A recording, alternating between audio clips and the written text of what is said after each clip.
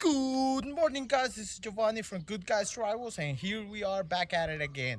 This time, we're gonna be helping a customer that is having a hard time selecting exterior colors for their house, and I'm gonna be giving you guys a few tips on how to select and get the right colors for your house. All right, let's take a look.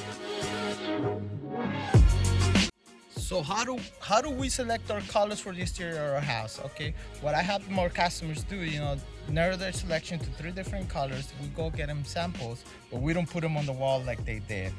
That's just hard. That's just hard. That's just hard. When you do something like this where you actually paint the colors on the wall right that, if they're really dark colors, and when you go to paint the house, if you just paint right over it, those dark colors are going to be flashing through the light color.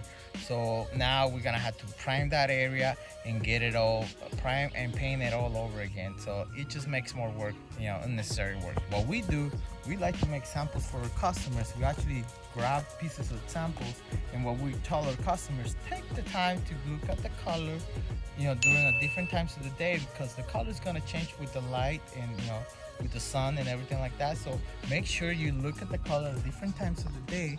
That way you know that you're getting the right color.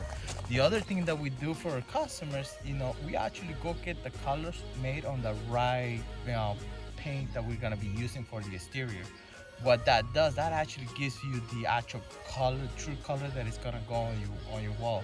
What happens when you all just go get samples from the other vendors, you get the samples, but all the samples are made with the actual little bit of sheen on it, like a velvet finish. And what happens, the color kind of changes a little bit.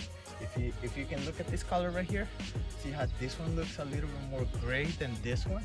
They're actually the same color, but this one reflects a little more light, so it looks a little bit different.